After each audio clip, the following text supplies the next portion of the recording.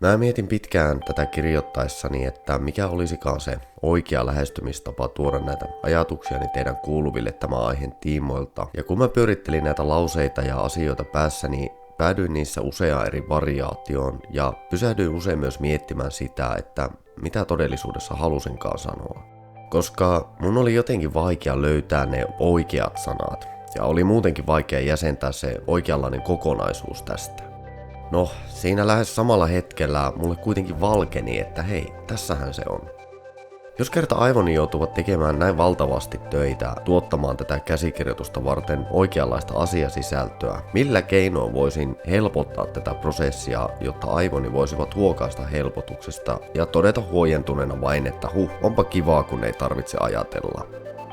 Tämä videon aiheeni sai siis tämän pohdinnan kautta tukevan rungon ja vaikka en välttämättä tätä tekstiä varten tarvitsekaan ulkopuolista apua, niin silti mua kiinnostaisi tietää, kuka voisikaan ajatella puolestani. Mikä teknologia voisi auttaa minua luomaan jotain tyhjästä, jotta mun elämästä tulisi helpompaa. Tässä vaiheessa aivoni olivat kuitenkin onnistuneet luomaan myös tämän tekstin aivan kuin tyhjästä. Jokainen jo tähän asti kirjoitettu sana ja lauseet, joita nyt luen teille ja jonka juuri kuulitte, ovat aivojeni tulosta. Ja vaikka tiesin, että olisi voinut myös keskeyttää tämän prosessin ja siirtää vastuun toisaalle, halusin välttämättä kiusata itseäni enkä tyytyä laiskottelemaan ja jätin tämän myötä tilaa myös luovuudelle.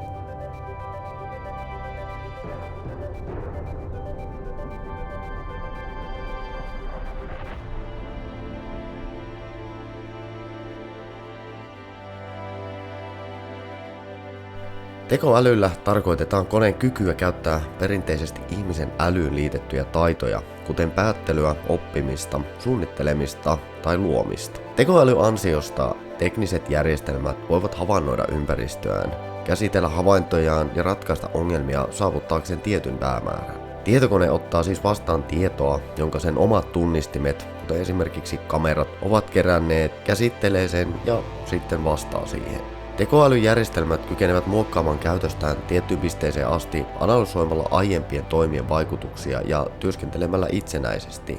Ja nykyään se voi tämän ansiosta myös oppia uusia asioita ja hyödyntää jälleen sitä oppimaansa jossain toisessa projektissa.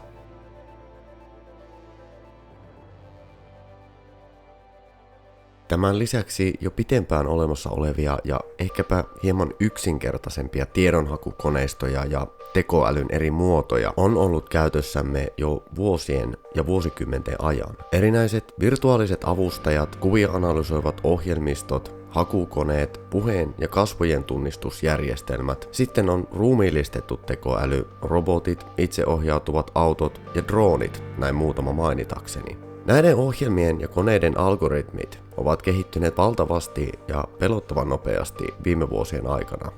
Eräs Googlella työskennellyt insinööri Blake Lemoine oli väittänyt Washington Postin julkaiseman artikkelin mukaan, että heidän kehittämänsä lukuisiin kieli- ja keskustelumalleihin perustuva tavallista ihmismäistä keskustelua imitoiva botti Lambda olisi ollut niin älykäs, että se olisi jopa kehittänyt itse tietoisuuden. Mutta voiko tämä olla mahdollista?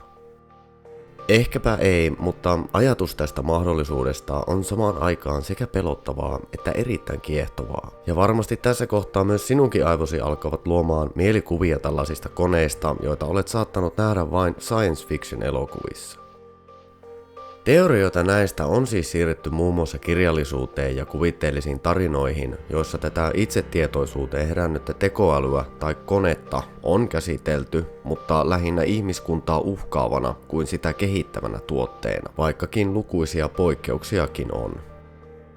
Mä tuun käsittelemään tässä videossa muutamia elokuvia, jotka mielestäni herättää monessakin mielessä mielenkiintoa tätä aihetta kohtaan. Sillä monetkaan teemat näissä ei enää nykypäivänä tunnu kovin utopistisilta. Ja monet näistä elokuvista ovat myös sellaisia, joissa ei välttämättä käsitellä tekoälyä niinkään uhkakuvana, vaan enemmänkin ihmiskunnan potentiaalisena kehitysmallina ja positiivisena tulevaisuuden kuvana.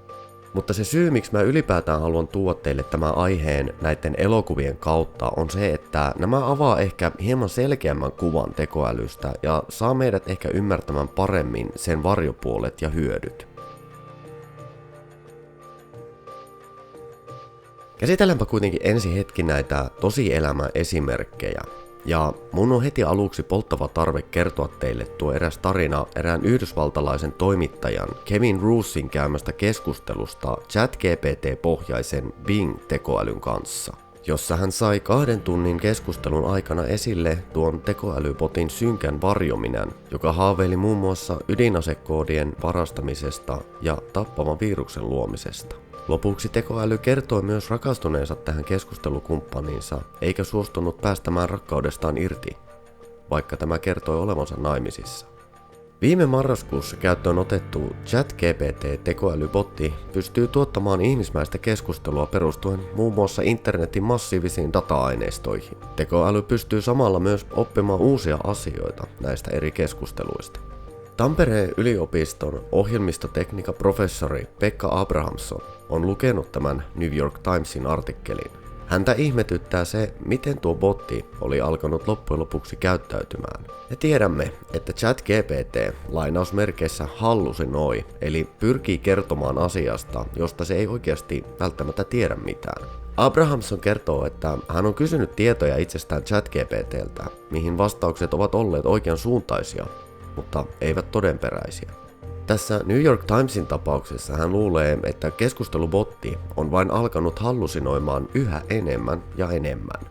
Toimiiko botti tässä keskustelussa siis pelkästään spontaanin reagoinnin avulla, koska ohjelmalle on opetettu taito hallusinoida asioita ja tehdä itse päätelmiä sille langetetuista kysymyksistä, oppien niistä, ja onko tässä kyseessä vain lukuisten algoritmien pyörremyrsky, jonka seurauksena tuo kone pyrkii ikään kuin simuloimaan luovaa ajattelua?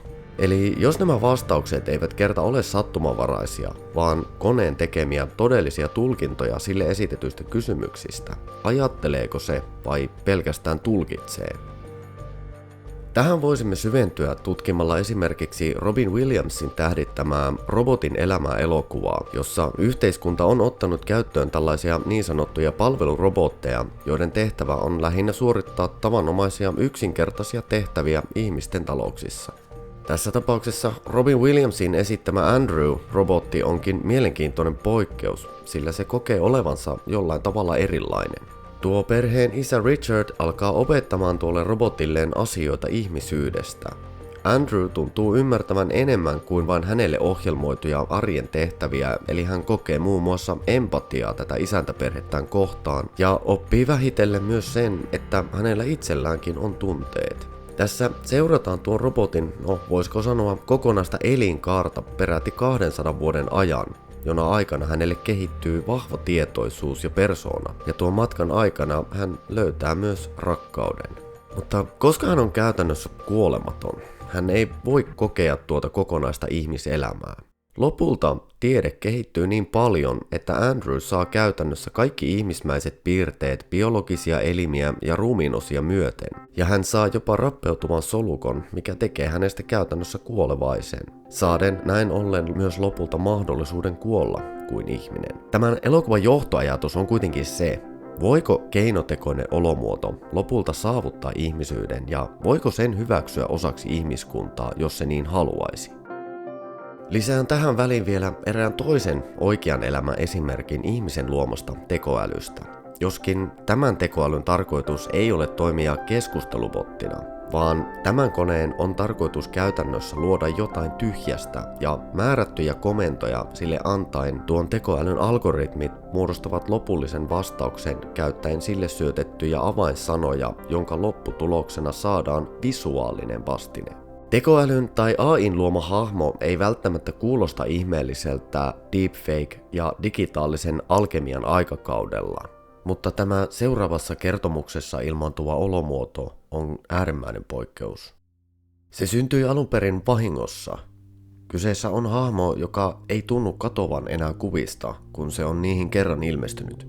Se tuntuu piinaavan ja palaavan aina kummittelemaan, ja yleensä ilmaantuu kuviin jopa uhkaavan oloisena ja erityisen häiritsevänä entiteettinä. Mutta sillä on silti jokin tietty piirre, mikä tekee siitä samalla myös jotenkin surullisen, kuka tietää, mutta tämän hahmon olemassaolo on joka tapauksessa sellainen asia, jota edes tätä teknologiaa ymmärtävät ihmiset eivät pysty selittämään. Loeb löytyi ensimmäisen kerran huhtikuussa 2022, kun Super Composite aliaksella esiintyvä henkilö Steph Swanson ryhtyi kokeilemaan erästä netissä toimivaa mullistavaa tekoälypohjaista kuvageneraattoria. En voi mainita tuota ohjelmaa tässä nimeltä, sillä myöskin itse Super Composite oli jättänyt sen mainitsematta omissa julkaisuissaan. Sanottakoon vain, että nykyään näitä generaattoreita on nettipullollaan ja niistä yksi ehkä tunnetuimmista on OpenAI:n kehittämä DALL-E. Ohjelmalle siis syötetään jokin hakusana tai vaikka monimutkaisempi lause syötteeksi, jonka jälkeen tuo kone alkaa rakentamaan tuota kuvaa käyttäen lähteenään internetin massiivista data-aineistoa. Nämä kuvat, jotka nyt näet edessäsi, eivät siis ole todellisia, vaikka osa niistä näyttääkin aidoilta. Nämä ovat tietokoneen luomia, kuvamuotoisia vastauksia sille syötetyistä prompteista, ja niin uskomatonta kuin se onkin, niin myös tämä kuva kissasta ja koirasta on luotu pelkästään tekstisyötteen perusteella, eli näitä kahta olentoa ei siis oikeasti ole olemassa. Ja esimerkiksi tämän kuvan promptit vapaasti suomennettuna tarkoittaa kumiankka-alienit vierailemassa maassa ensimmäistä kertaa, hyperrealistinen, elokuvallinen, yksityiskohtainen. Tämän mielikuvituksellisen kuvailun lisäksi näihin syötteisiin voidaan lisätä myös painoarvoja, joilla voidaan pakottaa kone keskittymään enemmän tiettyihin syötteisiin. Eli jos numero 1 tarkoittaa 100%, tekoäly pyrkii luomaan kuvan, joka on mahdollisimman lähellä sille syötettyä promptia tai lausetta. Ja jos ohjelmalle annetaan hakusanoiksi vaikka kissa 0.5 ja kahvi 0.5, kone pyrkii antamaan kummallekin sanalle yhtä suuren painoarvon. Tämän lisäksi joidenkin kuvageneraattorien prompteihin voidaan syöttää myös negatiivisia painoarvoja. Tätä arvoa -1 voidaan siis pitää tuon spektrin toisena ääripäänä. Eräänä päivänä Super Composite päätti kokeilla jotain poikkeuksellista ja syöttää tuolle koneelle pelkästään näitä negatiivisia painoarvoja, joiden tarkoituksena oli nimenomaan pakottaa tekoäly luomaan jotain, joka olisi mahdollisimman kaukana tuosta alkuperäisestä sanasta, tai sen täysin vastakohtaa. Kuinka pitkälle tekoäly voikaan tässä siis mennä? Sillä se joutuu kuitenkin aina laskemaan kaiken sen varaan, minkälaisia arvoja sille syötetään, ja joutuu luomaan kuvia jopa täysin pähkähulluista prompteista. Tässä tapauksessa hän pyysi konetta etsimään hänelle vastakohdan sanalle Brando, jonka hän oli sattumavaraisesti valinnut ja hän mitä ilmeisimmin viittaa tässä tuohon edesmenneeseen Hollywood-näyttelijään. Saaden vastaukseksi tämän business-logon, mutta kun hän pyysi tekoälyä antamaan vastakohdan tuolle generoimalleen logolle, seuraavaksi tapahtuikin jotain täysin odottamatonta. Minä sain 4 kuvaa samasta naisesta, hän sanoi. Steph ei ollut koskaan aiemmin nähnyt tekoälyn käyttäytyvän sillä tavalla. Eli yleensä kun käyttää negatiivisia käskyjä, tulokset vaihtelevat suuresti, joten oli hyvin epätavallista, että tuo AI:n generoima kuva syötti tunnistettavasti samat kasvot joka kuvaan. Vaikka siis käyttäisit positiivisia komentoja, saattaisit saada hahmoja tai henkilöitä, jotka täsmäävät tuohon kuvaukseen. Mutta koskaan vastauksena ei ole tismalleen sama henkilö. Eli tässä oli selkeästi kyseessä jonkinlainen anomalia Super Compositein mukaan. Kun hän toisti tuon kokeen ja suoritti nuo samat komennot hakukoneelle uudestaan, hän odotti saavansa vastaukseksi jotain muuta, jotain poikkeavaa. Mutta jostain syystä nuo samat kasvot palasivat kerta toisensa jälkeen ruudulle, lähes muuttumattomana. Vaikka monet näistä kuvista näyttivätkin hieman eriltä, nuo samat kasvot olivat kuitenkin keskeisessä osassa joka kerta. Tuon hahmon kasvot muistuttivat jonkinlaista naishahmoa ja sen posket ovat ikään kuin kosteat ja punertavat ja samalla vaikuttaa aivan kuin hän olisi juuri itkenyt. Kerran hän ilmestyi sekavan oloisen tekstin yhteyteen, jossa luki sana Loeb ja näin tuo nimi jäi elämään. Tuo hahmo tuntui ilmestyvän usein samankaltaiseen tilaan, huoneeseen, jossa oli ruskean ja vihreän sävyiset seinät, roskaa ja joskus satunnaisesti esiintyvä täytetty lelu, mutta toisinaan noiden kuvien ympäristöt saattoivat vaihdella suuresti.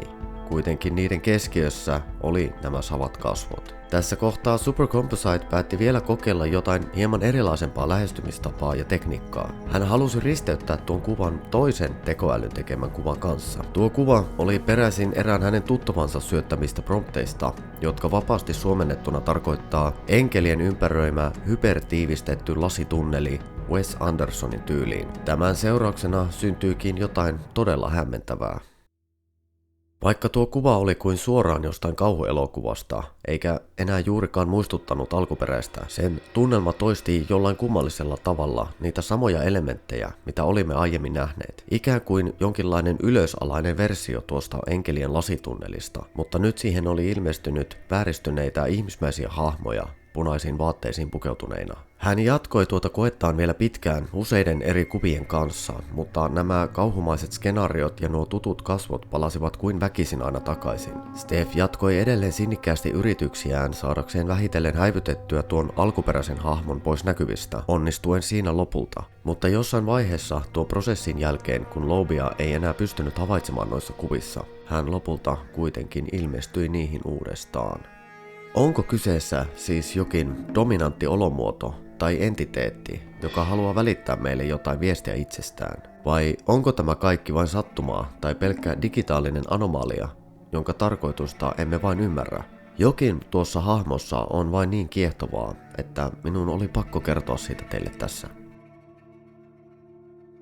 Tuon edellä mainitun robotin elämä elokuvan lisäksi on olemassa lukemattomia muita elokuvia, joissa tekoälyä esitellään nimenomaan tällaisena oppivana ja itseään kehittävänä olomuotona.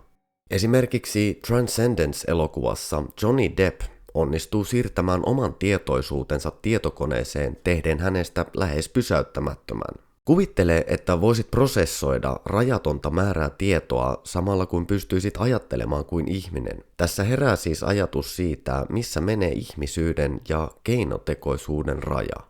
Jos voisit ajatella kuin kone, tarvitseeko enää ajatella kuin ihminen? Muuttuuko ihmisyys kokonaan? Eli jos et enää tarvitse empatiakykyä tai tarvetta ajatella omaa haavoittuvuutta, muuttuuko näin ollen ihmismäiset ajatukset vain loputtomien mahdollisuuksien valtamereksi, jossa millään ei ole enää merkitystä?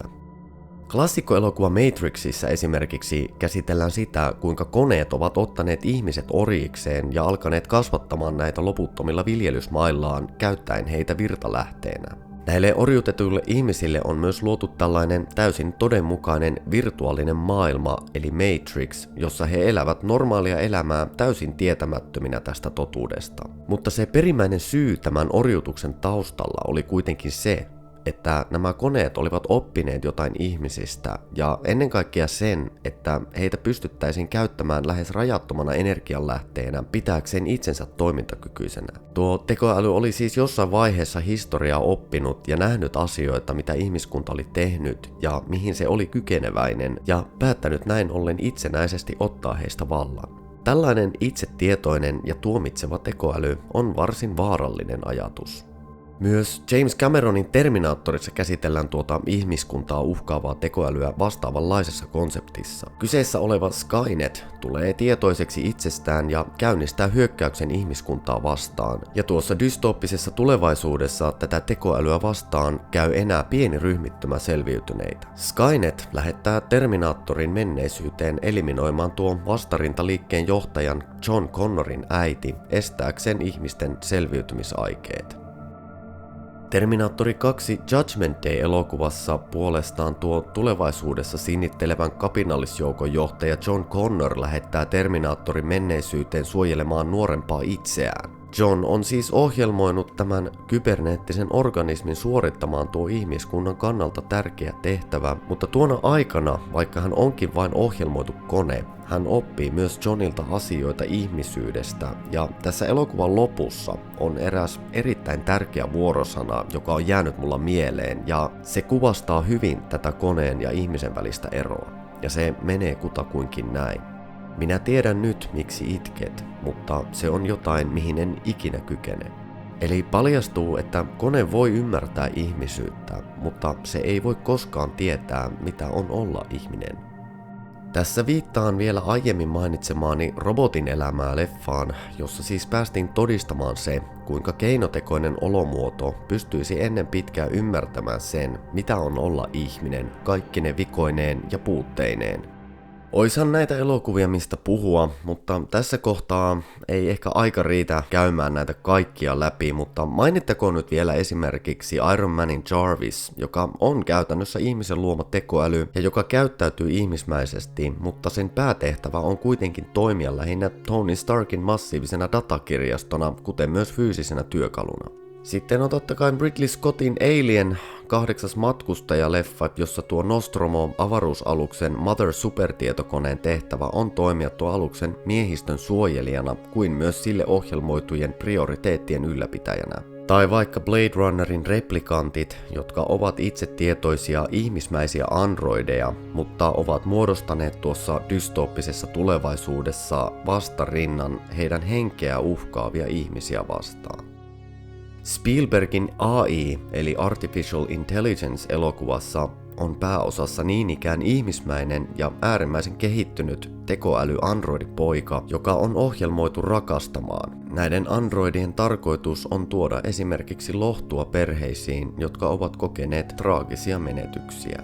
Mutta varmasti nuo ensimmäiset tekoälyä kuvaavat ja merkittävät elokuvatapaukset tällä saralla ovat olleet esimerkiksi Fritz Langin Metropolis vuodelta 1927, jossa esitellään Maria-niminen robotti, joka on enemmänkin tällainen psykologinen ja sosiopoliittinen kannanotto kuin oikea tieteellinen innovaatio. Sillä tuossa maailmassa esitellään sellaista ihmiskunnan kahtiajakoa, kuinka työläiset elävät maan alla palvellen maan päällä eläviä korkealuokkaisempia ihmisiä. Tämä Maria oli luotu pelottelemaan ja aiheuttamaan kaaosta tuolla maan alla elävien työläisten keskuudessa. Tuon hahmon olemassaolo ja vaikutus yhteiskuntaan oli siis toisaalta symbolinen, mutta se oli myös ihmiskunnan luoma petollinen vallan irvikuva. Eli siis tekoäly, jota ei olisi pitänyt luoda.